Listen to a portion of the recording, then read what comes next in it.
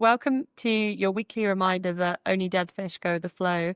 Today we have a slightly different episode. So we have Susie Deer and Gosia Bieniek, and we are going to be talking about Reda. I'll let you guys sort of talk one at a time, so it's not like a massive bum fight. Hopefully on the speaker, we'll give the audience a chance. So Susie and I went to Brooks together. So I'll start with you, Susie. Could you give me a little bit of a background in your sport and maybe a sporting ick if you've come up with one? Yes, I can. I won't share my first memory with you. So kind.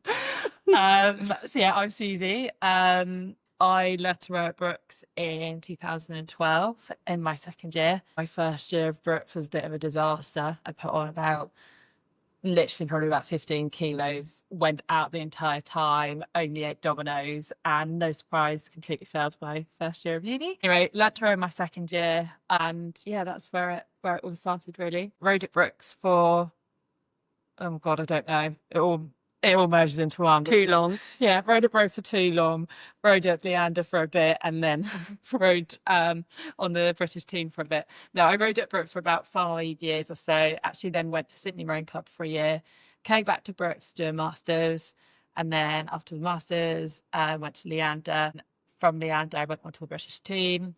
Didn't last long in the British team because I had MS. And yeah, I mean, that's a very sort of whistle-stop tour.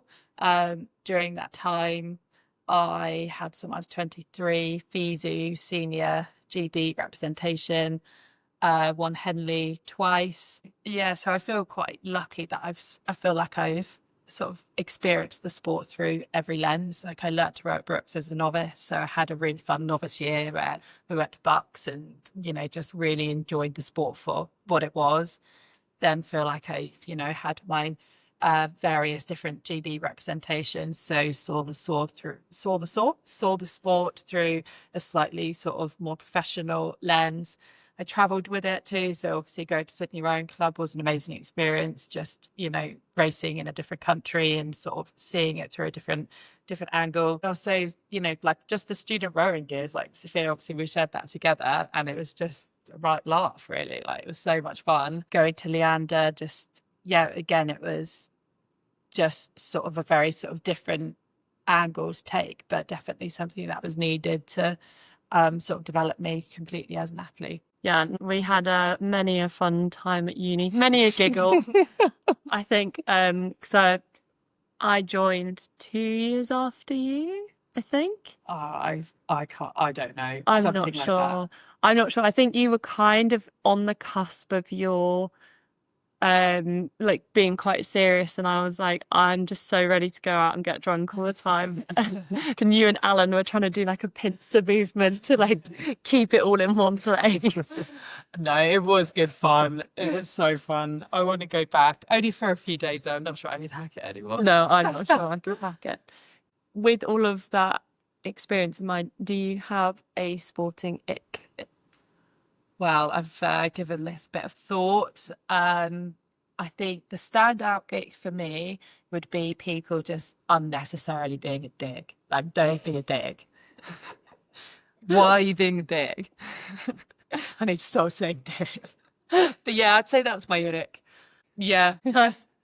Well-rounded. Yeah, just, it covers all aspects. I just don't get it. Be a good friend, be a good teammate. And I think that's something that Brooks taught us really well. You bring everyone together. So yeah, don't be a dick. And crack on. Yeah, absolutely. No time wasting. Gosh, this is our first time actually meeting in person. I've actually followed the Light Blue Clinic on Instagram for many a year, I think. Could you give us a quick background for yourself? And you might have a specific clinic ick that you want to share with the world. Hi, thanks for coming all the way here.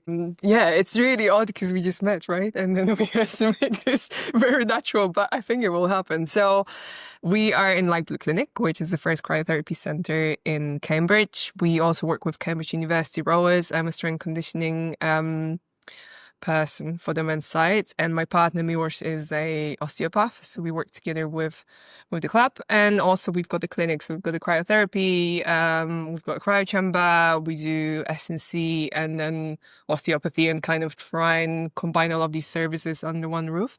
So once, someone who is very broken comes to us, then we should be able to kind of literally get them from A to B, and they should be able to walk out of here with a program and being able to move and go back to their sports. So that's the whole idea. That's what I do. You're like a first aid package in a room. Honestly, I sometimes don't know who I am, like, because I'm helping people on so many levels. Like, so that's professionally obviously what I do, but I also have a professional interest in female athletes and low energy availability and Red S, and that is my very keen area of research. But not only research, but also trying to be able to apply that knowledge, because there's quite a lot of talk about menstrual cycle and nutrition, but there isn't really one specific direction in terms of athletes. Like, coaches mention it, but they don't necessarily apply it through the program. And I had a chance to apply it, and I know that there are things that you can do to help female athletes, and that is kind of what we're trying to do with Susie, to bring that awareness a little bit more and help those coaches to maybe find solutions and to give them tools to improve that situation for female athletes. I think that's the best. Giving them a way. bit of direction. Yeah. Do you have, we'll just lower the tone for a second. Yeah. Do you have an ick? Yeah. Or a bugbear you wanna share? I do have a collection of icks, but I think the biggest one for me, being a female coach surrounded by a group of male athletes, is that you're trying to coach and one of them has to say something stupid in front of everyone else just because I am a female coach. So, and like, they think that never happened to me, and I'm like, I've seen this all before. This doesn't touch me. So it's quite actually interesting to observe how I'm going to react, and there's no reaction, and then they carry on. But yeah, it's annoying after a while. Being a dick. Yeah, pretty much what Susie said. There you go. Just trying to be more diplomatic. It's all falling under a similar umbrella. Does, yeah. Fantastic. So I've got a question here, which is sort of name and explain yourselves. And that is, where we've got an athlete on, that's kind of very straightforward, but I'm kind of going to throw it out there. You're producing a course. Yes. So would you like to explain how this partnership sort of came about? It's actually a very quick story. It's like a very quick, quite straightforward, but it's one of those when you meet someone and it just clicks straight away. And I think that's what happened with Susie. You can say something else if you want to. So we were on another podcast. Yay! We talk more. Yeah, Gosia was sort of sharing information about the course, and as this and I was on the podcast to share like the lived experience of Red S. Gosia was on the podcast to share sort of your academic knowledge, and as that podcast kind of unfolded, there was just good chemistry. Yeah. It was just happening, wasn't it? It just clicked. And then sort of Gosia asked me to join her on the course to give sort of that lived experience. And that is literally it, really. Yeah. Yeah. I think you came at the right moment in my life, Susie, as well, because I was just about to finish the course. And I think once you do the presentation, you explain, you share the knowledge, but if you don't have someone who actually has been through it and at the level at which you rode, it only highlights how there isn't enough information, there isn't enough support for athletes at every level, really. But especially at your level, you would imagine that would be in place. So it also is motivating me to do more, going that direction. Yeah. It's like a love story. It is a love story. It's like watching a love story of chaos sat across. that is trying to control the chaos. Fantastic. So I just wanted to pause the episode really, really quickly, as we have a few little extra bits that I'm slotting in. But after we recorded, we just felt that there was a lot of referencing to the menstrual cycle, and I feel like it's always a good time to have a quick crash course on what that looks like and how it is actually affecting people. And Gosia has so much knowledge academically that we felt it was really important to share. So it's time for a little quick crash course. It's only 3 minutes long, but there's some really interesting information on there. We were actually separate when I edited and listened and realised this was missing. So Gosia has very kindly sent me some voice notes. That's why they sound slightly different. This information is to inform. It's not to dictate or sway. If something is working for you and you're happy, then leave it alone. Don't fix something that isn't broken. But if you don't feel completely settled, then maybe it's time to sort of have a little bit of research or do a little bit of digging and find something that works best for you. So, as I said, quick crash course. We're not trying to dictate or sway or anything like that. We just want people to have information out there to make decisions. There are 4 hormones that govern menstrual cycle, and estrogen, progesterone, FSH, which is your follicular stimulating hormone, and also LH, which is your luteinizing hormone. The way estrogen and progesterone work is that once one is up, the other one is down. And additionally, estrogen is an ergogenic aid. So by ergogenic aid, we mean that it actually benefits performance. So from the first day of period to ovulation, when estrogen goes up, that creates an environment in the body which is anabolic, so it allows greater gains. The tolerance of the load is much better. Usually athletes are able to lift more and heavier. Recovery is at its highest, and thermoregulation is at its highest as well. Once we hit ovulation, then the estrogen goes down, progesterone goes up. Progesterone is catabolic in nature, which means it breaks the tissue down, so it slows down muscle protein synthesis. It doesn't allow for great adaptation. So what happens is that the recovery slows down. The body core temperature goes up.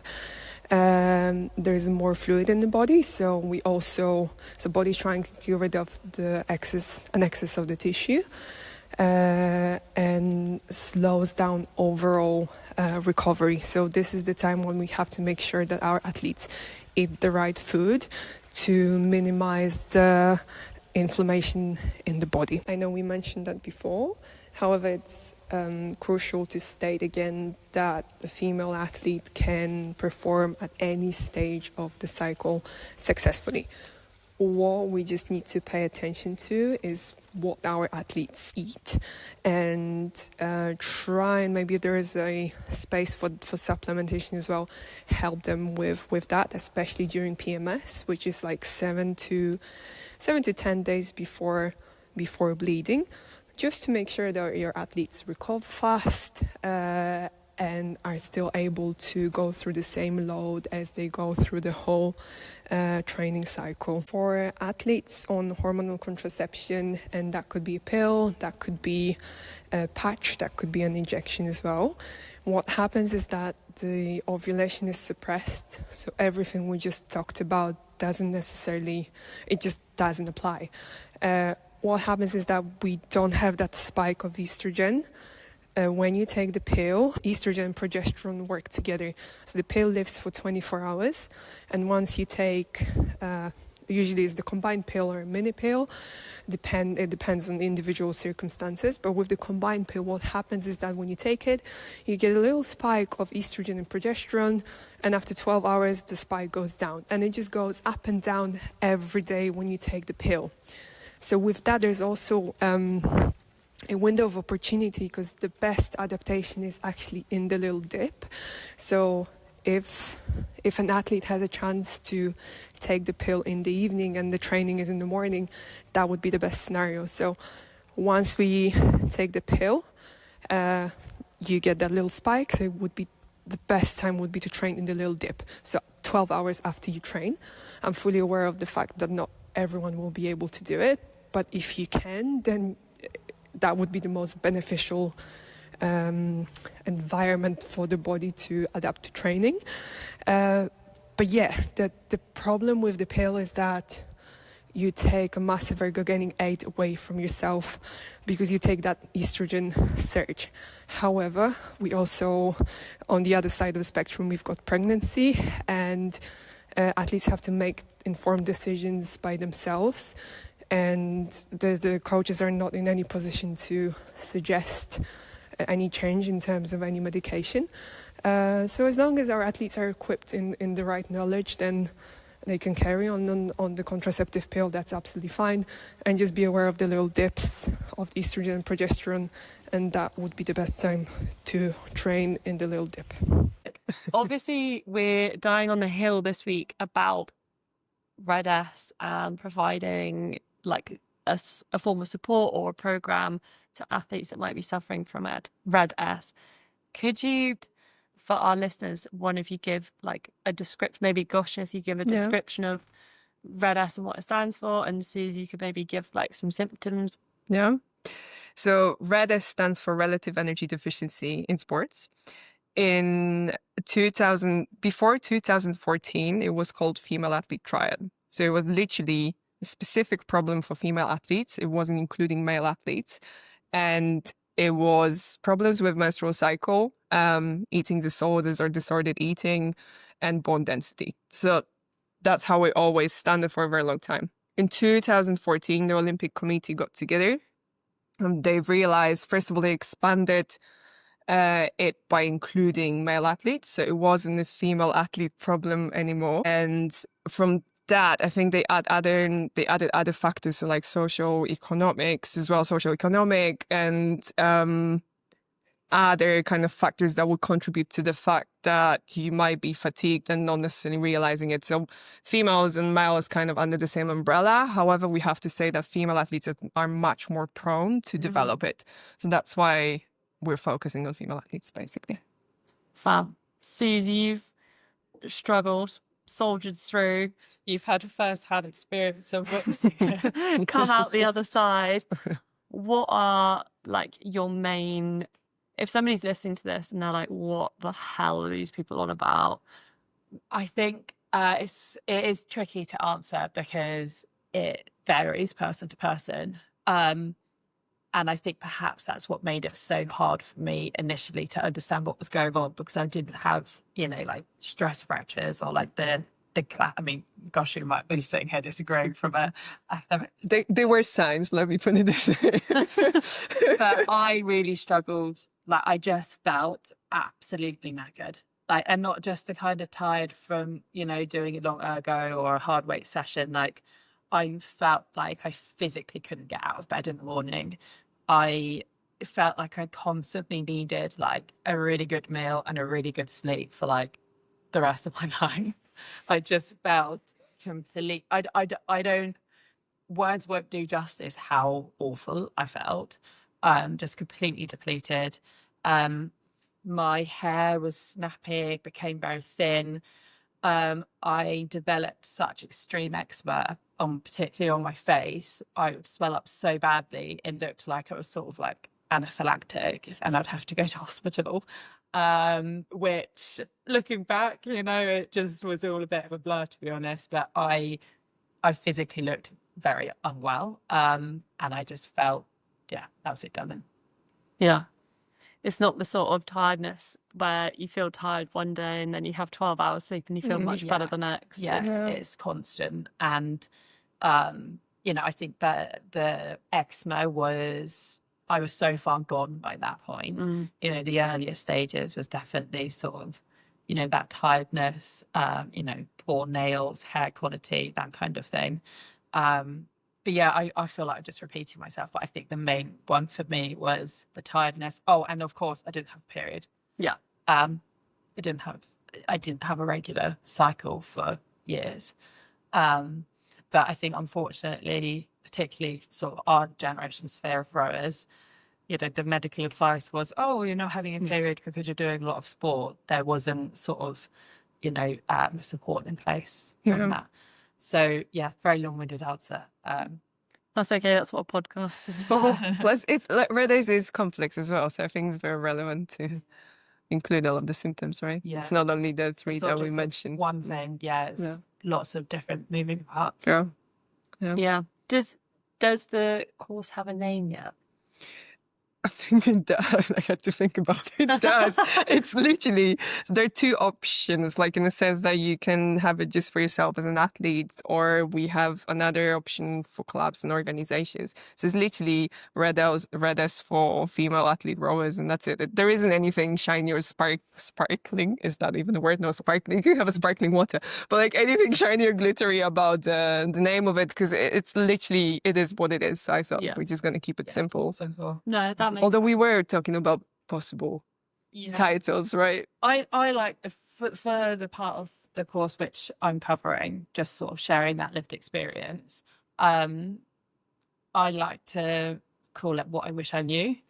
That's good. Just to You didn't tell me that. You should have told me. We can still change it, Susie. So we can upgrade. I just feel like, you know, if we're helping the next sort of generation, that is literally what I wish I knew when I started my rowing journey. Yeah. But it's very common. We talked about how many people actually don't have a period and they carry on and they don't see it as a first sign of troubles because, as Susie mentioned, you will go to general practitioner and for them, they're just going to say to you, well, you stop rowing or you stop your sport and it's going to come back. But we all know it's much more complex than that. The sport is your life. This is your identity. And usually if it's already starting at the beginning of your journey with rowing, you've got years ahead of you. So you're not likely to stop rowing at any stage. So rather than actually giving that advice, it would be better to actually say to them, well, you need to look at what you're eating, how much you're eating, because it's essentially starting with the fact that you're not eating enough to recover, to have enough energy before training. And that is really where the red S starts, from not eating enough food. Yeah. I don't know whether you experience this, Sophia, but when I didn't have periods, you're like stuck between a bit of a rock and a hard place because, well, I don't know if that's the right phrase, that if no one likes being on your period, like it's shit. I don't want to be putting a tampon in or wearing what feels like a nappy. Like when you don't have a period, you're like, woohoo, this is great. I don't have any extra admin. I don't need to go and buy a load of tampons. So by not having a period, on one hand, you're like, okay, this is good. But in the back of your mind, you're like, this isn't great. Like, and it's the wrong way. You know, my priorities were sort of like the wrong way around, big time with that. Yeah, but there was no one to also tell you that this is not the direction we want to go. Yeah, exactly. And I think that's also the bit that like you just keep pushing. We talked about, right? The pushing, like you keep pushing and then you realize that actually this is not the situation in which you should be pushing. You need help with regulating how much you're eating so you have energy to train. And I know periods are fast, I know.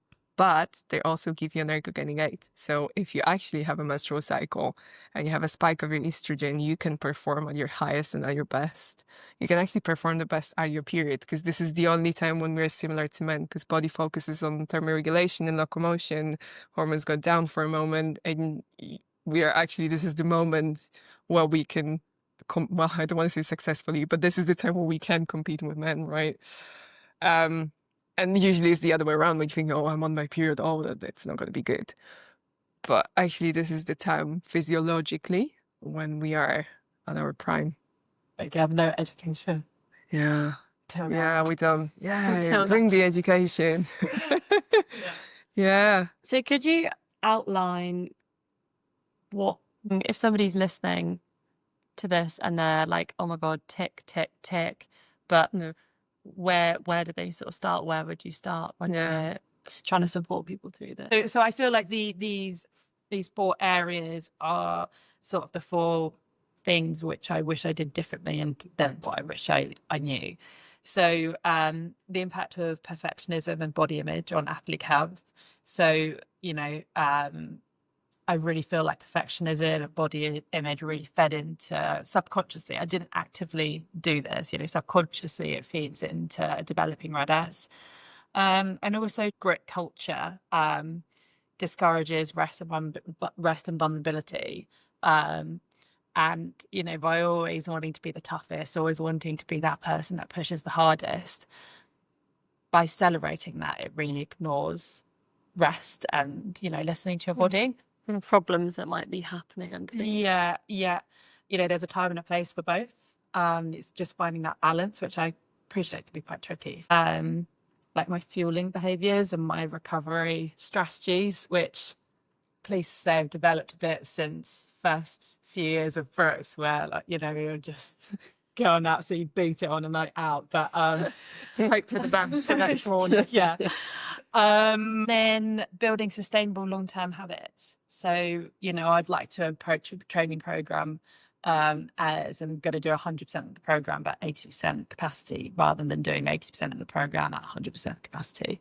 And then I think a big one, which I didn't sort of think of initially, but really recognizing and strengthening your support network. Like, who could you go to if you feel like we're struggling with recovery or how you're feeling, something like that. And I think by identifying those people, those individuals, those groups before sort of a Red S situation starts to unfold, will just sort of help you feel better supported and will help you be more vulnerable. They're the 4 sort of areas that I talked about, just to bring that discussion, ask the athletes, the coaches, parents, how they may navigate a situation. Nice.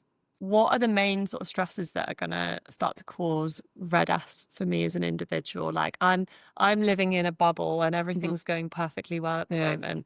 What sort of things might be triggers or start to push me in a general direction that is not so good? Yeah, when the volume of training becomes really high, or when you start a new program which is really high volume, it's very easy to start skipping meals and actually feeling okay. Like you wouldn't necessarily feel any impact straight away. After a while you will, because your scores are going to go down. You're just not going to recover enough. I think it's crucial to start logging how much you're eating, just even for yourself, especially if you start a new program. I think that's actually a good moment to start logging how much you're eating, how often during the day, and ask yourself, is it actually enough? Most athletes, and it doesn't matter if it's males or females, don't eat enough. When we start screening them, they're usually in that kind of amber zone where they're eating just enough to cover the demands of the training and obviously everything else that they do around training life and being a student and any kind of basic activities and traveling from A to B. So number one thing, start logging what you're eating. If you're not eating enough, then you're at the highest risk of developing Red S. Before Red S, there's something which is called low energy availability, which is literally a stage before Red S. Once you're in that low energy availability and you realize this is the easiest moment, this is the moment to kind of try and bring you back to where you should be. Once you enter the Red S zone, it's very difficult to come back from that. It's still possible, but it requires more changes to the program, more cooperation with the head coach, and kind of more people involved in all of the process. So we bring you back to the side where you should be in terms of the health and kind of eating enough to support for the training. And I feel like I'm off course now. No, that's fine. Yeah. If you're unlucky enough to enter that Red S zone, what happens first is that your period... Unlucky enough, right? If you did that to yourself and you didn't eat enough, and you are unlucky, because that's not fun. The first thing that happens is that your period stops. If you were to do a blood test, what you're going to see is that your thyroid becomes dysregulated. So usually the test is called TSH. So it would be good to do that once your period stops. If you look at the NHS website, the amenorrheas is like when you don't have your period. If you don't have it for more than 3 months, that's when we know that you're entering Red S. And then it would be required to actually do the blood test. So we look at thyroid, we look at the 4 hormones that govern menstrual cycle, which is your estrogen, progesterone, which are the most 2 famous ones, and FSH, which is follicular stimulating hormone, and LH, which is luteinizing hormone. So it would be good to have a look at what's happening there as well. DEXA scan would be ideal. I know not many people have an access to it, but any way of looking at your fat percentage would also give us an indication of what's happening. Females shouldn't really be going below 12 to 14% of fat percentage in their body composition. Once we go below that, body just suppresses endocrine system, stops the menstrual cycle because it knows you won't be able to get pregnant, and it literally just focuses on locomotion. So you're not already you're just not giving enough energy to your body to function for all of the mechanisms, for all of the systems to work as they should. So if your period stopped for more than 3 months, that's when we have to start seeking help That's a bit of a from warning sign. professionals. It is.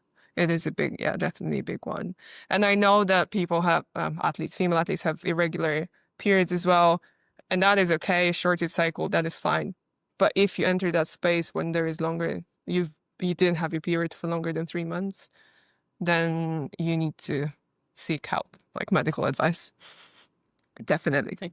That is it. That is the time to go. Yeah. So I'm just thinking, university, people going from a junior program to a university program, that is like a big opportunity to sort of be on the booze more and be on the fuel less, basically. Like actual fuel, the training program will probably be a little bit harder. Yeah. You'll have less time, you'll be cooking for yourself for the first time. So that sort of sounds to me like there would be a bit of a window of opportunity for disaster. Yeah, definitely.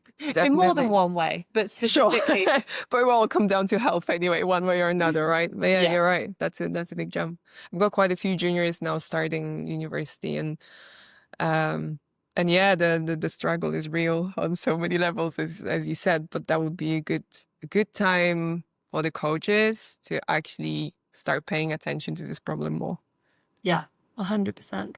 And Suze, from like an athlete point of view, talked a little bit about what you wish you knew.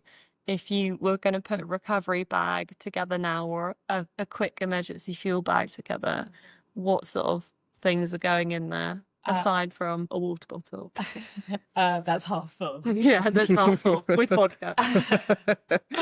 Well, that's actually reminded me of a story when we were so at preps, you do go to the early session or the late session, and one day I had to go to the late session, and I thought this was an absolute disaster because I wouldn't, by the time training had finished, I wouldn't have enough time to go to pre. So I thought the appropriate recovery strategy after training would be to fill my water bottle up with like half gin, a little bit of tonic.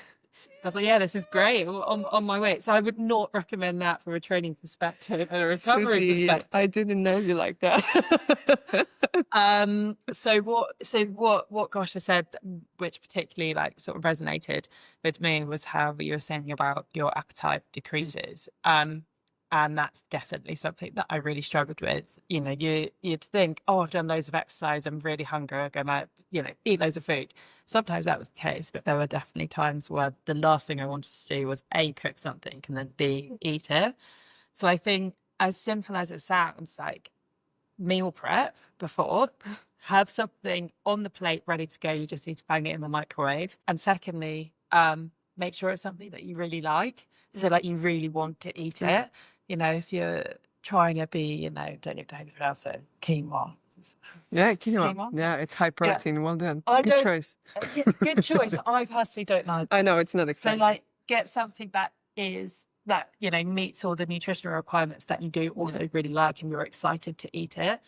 So yeah, I know it sounds quite straightforward, but I think it's a lot of things like that which are game changers. So something that's quick and easy and something that you like. So, whether it's something in a recovery bag for you to have straight after training, like some chocolate milkshake, some carbs, or if you need something for like a hit of sugar throughout a training session, then just make sure you've got it within an arm's reach. And then when you get home and you need to have your dinner, meal prep before, make sure it's something that you really enjoy eating. And some protein as well, right? Lots of protein. No.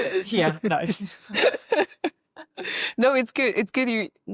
It's good because I've never been on your side, guys. Like I always coached. I had a moment of playing volleyball, but it was never that serious. So you kind of forget how students live and operate, and this is a part of the whole experience. Especially once you get out of the house, it's like, oh, freedom, right? So I can see how wrong that can go. But no, it's good you're saying that, because I keep forgetting that. Yes, great. I'm saying about all of the knowledge, and giving specific solutions with that. But it's also much more down to earth. Like there are smaller steps that we can take to actually prevent that under eating from happening. You know, it's all well and good making sure you've got this chicken breast with this fruit and veg and this carb. But if you are literally just following the textbook and you don't like chicken, then you're not going to eat your dinner, you know. So you Yeah, no, just of need course, to make yeah, sure yeah. it's something you like. No, I think it's a very good advice. Yeah. Okay. So we know that red S is prominent in men and women. There's quite obvious signs for women where, as we said, losing cycle, 3 months is like your warning bell should absolutely be going off. But I know there are a few other bits that sort of come under the umbrella of red S and symptoms and other little tricksy little bits. Could you sort of enlighten us a little bit? Yeah, so the ones that were added and kind of included in under that umbrella is psychological health as well, which is going very closely with the lack of menstrual cycle anyway, because the mood swings are very evident. But now with the red S after 2014, with the male athletes, we also pay attention to their psychological health and also cardiovascular health. So these are the two big aspects that were also added to it. What are the warning flags there? Not being able to manage your emotions due to high volume of training, and obviously with the cardiovascular, not obviously, but with the cardiovascular health, heart rate variability, so that would change quite rapidly, and most athletes track their heart rates, so it's quite they should be able to see any differences. So yeah, these two should be. They should give you a general sense. Yeah. So if you're a male athlete, like rather than going after lack of menstrual cycle and heart rate variability and general kind of energy levels, and how are you feeling about the next training would definitely help. Hearing you speak about sort of the emotional regulation is definitely something that I struggled with as well. You'd just sort of cry at something that would wouldn't normally trigger you, right? Make you cry. Yeah. And then and I think that linking it back to sort of recognizing your support network, I think it's really important to know who you can go to, who you can chat to, who can sort of be your pillar, if that makes sense, you know, because I think it's really easy when you get to that point for your brain to almost start playing tricks on you. Like you start thinking that this is the new norm and, you know, it's normal to respond in that way, when if it's different to what you ordinarily would, then it's not your norm. And it's important to have a network of people who can help you understand and recognize that, because often when you're in the middle of the chaos of red S, it's really hard to separate sort of where you were pre-red S and where you are now. It all sort of merges into one. And I think that emotional regulation is definitely very apparent for that aspect. Yeah. It's so linked with female athletes. It's unbelievable how much is linked to our menstrual cycle, how much of our health, overall health, is linked to the ability to being able to be a mother. And then like from that perspective, just everything goes down. As soon as you stop, your period stops. All of these little problems with bone density, well, not little problems, big problems with bone density, regulating your mood, general relationship with food, that all goes through the window. Yeah. Definitely. Yeah. I don't have it. You've absolutely nailed it there, through. It just doesn't exist, does it? No, it doesn't. No. Yeah. No, it's not important anymore, right? Everyone's like, this is shit. This experience is. Yeah, it's no way you want to be. I don't know whether you'd agree with it, but I think another thing that frustrates me is when and I definitely can think of times where this has happened, where, you know, I'd be so upset about something which to a coach or a teammate may seem so minor, but in that moment it was a lot for me. And then you're judged and you're called, they're just gonna dismiss you. Yeah, of course. You're being dramatic. And slap it. I'm sorry. Like, I hate when they do it. Like, how can you even say emotions, that? we all have emotions. Yeah, they have testosterone their whole life. That's the only hormone that they have to manage. Oh, and cortisol. That's it. Punch someone, not punch someone. Have sex with someone, don't have sex with someone. That's it. I mean, there isn't anything else happening there.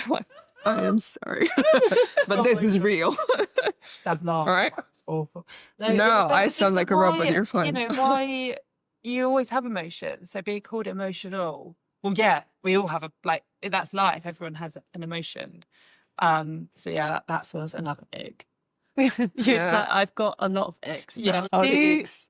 do either of you have any athlete advice or things that sort of change the game for you? So I think for me, I was told this once by a psychologist when I was an athlete, and it's something that's really sort of stayed with me.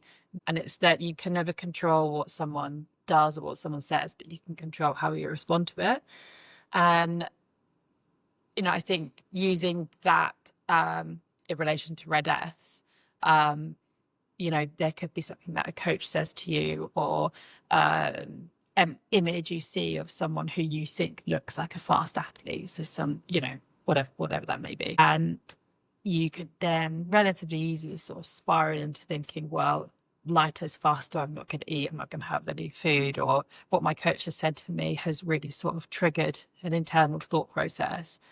And I think in that moment, that's when it would be really helpful to think about, you can't control what someone does, you can only control how you respond. And the way that you could respond to that is reaching out to someone in your support network and saying, actually, what this coach has said to me, I'm really struggling with. How can you help me navigate this moving forward? Or, seeing a picture of someone who you think has the perfect body, or, looks like a fast athlete, remembering that every person is different, and, what's fast for one person will be not fast for someone else, and vice versa. So I think it's just, putting that emphasis back on you as an individual, that you can control your next steps. Everything, you have the power to sort of navigate whatever is thrown at you. And I just find it quite an empowering statement, particularly as a woman, I think. Yeah. My only worry with this is that once you're in Red S, you might not be even able to recognize that this triggers you. And I think the importance of networking people that know you, because they will know that there's something is off here as well, right? Your athletes, and mainly your athletes, because coaches, they've got 10,000 athletes to look after. Like, you might catch them on a day when they're not having the best day. So they might ignore the warning signs. Yeah. But I think the people around you, they would be able to pick on that as well. Yeah. So once you can control your emotions, you're eating enough, and your physiology works as it's supposed to. I don't know, can I say that? But like, you're eating enough, and like, you can control how you're gonna respond to something that someone is gonna say. I think once you're in Red S, that ability is diminished as well, to recognize that actually it's a stupid comment, it shouldn't affect me as much. Yeah. However, because I'm not eating enough and I'm already low, I already don't have my menstrual cycle, everything seems to be bigger than what I think it looks like, then you might miss the moment as well. Yeah. So it's great what you said. Once you're in your normal state, once you're yourself, you're able to recognize that. Obviously, at the time when I was going through it, I just spiraled into sort of ball of chaos. Sure. But if I'd known that at the time, I think it would have empowered me to make sort of better decisions for my physical and psychological health. But it's also really sad that you have to fight for it, right? That's all. That is because then it looks like athletes should be. So why do we have coaches? Like, why do we have all of these people working with the squad if they cannot highlight that? And wow, so controversial. But anyway, yes, it shouldn't be all on you. I don't think it should be all on the athlete. You're doing your logging, you're doing your training, you're turning up, you're doing all of that. But there should be the grown-ups, let's call it the grown-ups, who see that.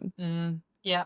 So it's both sides. Like, do definitely try and track and try and see how you're feeling yourself, but also empower the coaches with the tools so they know what to look for, especially with female athletes. So if you were sort of chatting with a coach, what would your best bit of advice be to another coach who they're maybe working with a large group of junior women? Yeah. And changing the training program, and a few of the group have maybe fallen behind. Yeah. But it's maybe a difficult conversation to broach because they are juniors, they are, young girls, and you might not, you might be a man or you might be a woman, but either way, once everyone's at university, it's a more of an adult to an adult conversation. But when you're working with juniors.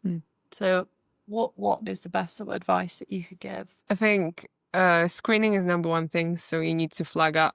Well, you need to recognize the needs of your athletes. And if there is anyone who's had a difficult relationship with food, then you'll have to look after these athletes a little bit more. There are welfare officers in the club, so that could be the nominated person to talk to. And I know sometimes this is not the person you want to talk to, but at least you have a contact point when things are not necessarily going the way you wanted them to go as an athlete. So screening is number one. Get in touch with your welfare officer if you don't have anyone at the club who's designated to kind of have that conversation with you. That would be the two most kind of highlighted things that would possibly be an answer to that. Everything depends on resources and what is obviously the setup at the club. But every club has got that welfare officer now, right? I think that's the requirement. And I think this is the first point of contact for an athlete. Yeah. I think that's absolutely bang on. I think the only other thing I'd add is for coaches, teammates, parents, everyone basically, to have that awareness that everyone's individual needs are different. So just because someone is responding to something in a way that you wouldn't doesn't necessarily mean it's wrong, doesn't necessarily mean it's right. And I think it's just making sure that you haven't got that sort of bias that your way is the only way. And an awareness that not all women act the same, not all men act the same. Everyone behaves differently.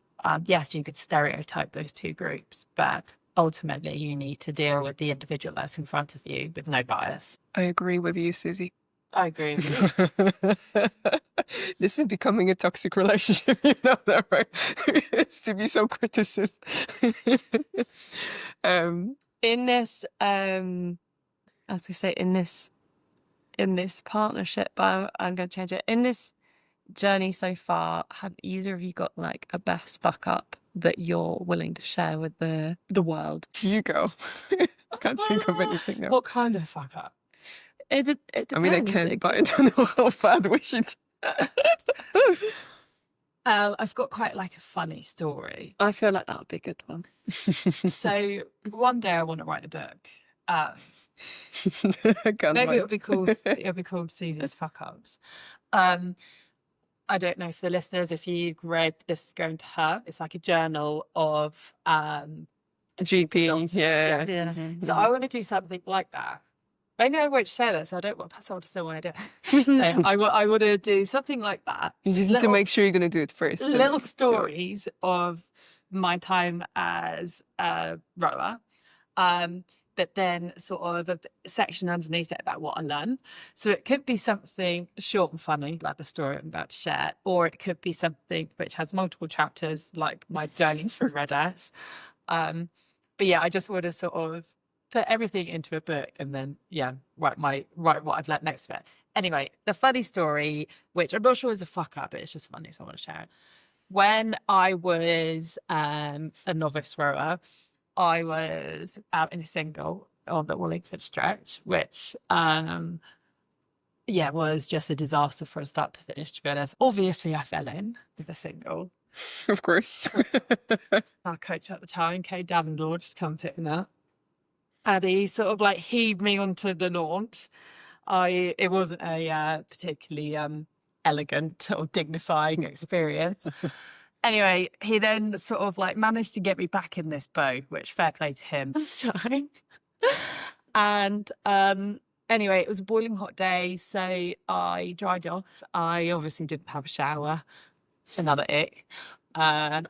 Stayed in my kit for like the rest of the afternoon. Got home and just before dinner, I had a shower and I took off my sports bra and I found a dead fish in my sports bra. How big was it? Was it like a big fish, like attached? It was like a trout.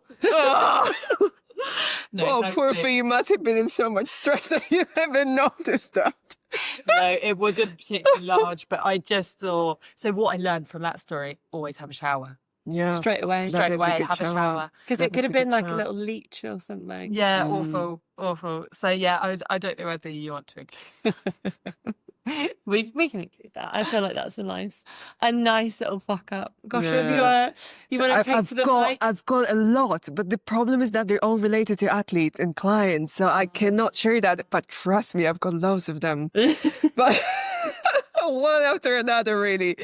I Yeah. think it would be we should call someone in. We should like get Morgan Bailey Williams Like on phone the a friend. Phone a friend. Phone I'm a sure friend. she would Yeah. say That fair would be. fuck-ups. I think my kind of duty of care and professional hat kind of takes over this situation. I I would say can't actually produce anything funny. the fuck up for me was probably when I fell in with Sam Redgrave at trials. That's quite a big fuck up. So it was final trials. Susie's like, I've got a few. How long have you got? Yeah. Final trials. Yeah, take mine. Yeah. No, it's final trials, and you know, it was obviously quite an important trial. A lot of selections are based off the result. We had won the time trial, and then it went straight to a final. COVID years, where everything was a bit weird. There was no semi-final. Went straight to the final, and yeah, about 750 meters in, we fell in, and it was just a disaster. All of my possessions had dropped to the bottom of the lake. Wow. But yeah, I mean, we can laugh at it now, but at the time it was a bit of a fuck up. Yeah. Yeah. It was like the ultimate walk of shame, like coming back in that safety boat. It's normally got like 13-year-olds. Yeah, And you're just like, me and Sam chilling in there. It's like when you follow the horse and the horse knows the way back home, and then Oh, you're yeah. kind of like just coming back. Yeah, this is my horse. do I'm here. Anyway, yeah. either of you have, this is one of my final questions. So do either of you guys have a soundtrack of the week? Or what are you Soundtrack of putting the on week. if you're in the gym? Actually, I have one. So because I'm a mother and I work with my partner as well, and there isn't really much space for me. So when Glastonbury is on, I pretend that I'm there and I watch it on the projector. And Ray was on this year, and I was so blown away by her voice, her composure, the way she looks. So I've been listening to a song called Oscar-winning Tears, and that's my song to go for the past few weeks. Yeah, I'm in love. That is one of my faves as well. She is, yeah, she's Nice. outstanding. And the lyrics, so yeah, I can even lift to that, no problem at all. Suze, do you have one? I'll bring some basic bitch vibes. I think the Pitch Perfect soundtrack is always a crowd pleaser. It is. You can't go wrong with that. Always a crowd pleaser, but I think I do always love to reminisce on the Brooks days, so I don't want to sing the song, but I've forgotten the name. It's called Thunder. I don't know who it's by. Imagine Dragons. Yeah. Yeah, it's Imagine Dragons. It's not Imagine. It is, Susie, come I'll play on. it on my phone. What's going to happen if you're wrong and we are right? I'm definitely No, right. I think Suze's. Oh, God. Oh, no, not that one. Oh, she's right. But this is a different song then. Okay, you won. Fine. Fine. Stop rapping. Who's it by? Thunder by Bridges. Bridges. So it's a different thunder. Oh, yeah, Bridges. Bridges. Yeah, I like love my that song. surname, Bieniek. It just reminds me of being in the trenches and, you know, Grinding it out. grinding it out. Yeah. Yeah, fine. You won. It's okay. You win. You win. Yeah. No, I think No. it's good. I think that like people will want to know about the clinical, and like there's not always a lot of information out there, and some people are quick to say they've got red ass when they just When they tired. Oh, Yeah, that's the thing. You were telling me that. I didn't even think that would be I mean, the athletes I worked with, that was never the case. It was the opposite direction. So I never really thought that, yeah. I think it's the people that aren't reaching out for help are probably the ones that are struggling the most. Yeah. Because you never want to admit that you're struggling. Yeah. Like, No, not in the dog eat dog world of athletes and sport and Yeah, and whatever. constant selection as well, right? It's Yeah. just not, you don't want to show any signs of weakness.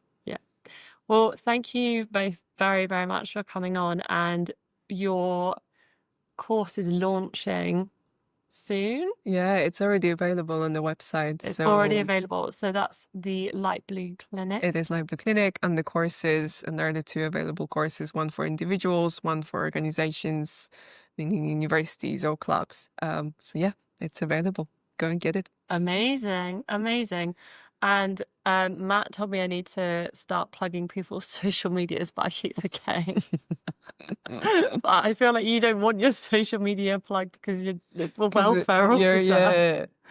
I'll give you mine later Yeah, because it makes sense. The clinic, yeah, but if you've you got want it to do anyways. the It's fine. clinic Yeah, one. Yeah, so So maybe do that one. yeah, if Yeah. people want to follow you online yeah, and the work yeah. that Because you're the doing, private is like where can they follow you? Live Blue Clinic. Yeah, we're called Live Blue Clinic. That's it. That's it. That's I think easy. that's how we're called. That's pretty. I'm gonna have a look, but I think it's lightblue.clinic. Lightblue.clinic. Yeah. Amazing. Well, thank you very, very much for all of your time and knowledge. I've now squirreled your voices away into my computer. Thanks for coming all You the also way. have Yeah. Thanks for coming all the way from You are very welcome. Oxford. You're very welcome. I got a sandwich on the way up with Susie and a good goss for 2.5 hours. Very Lovely. nice. Very nice. With- Good. Good.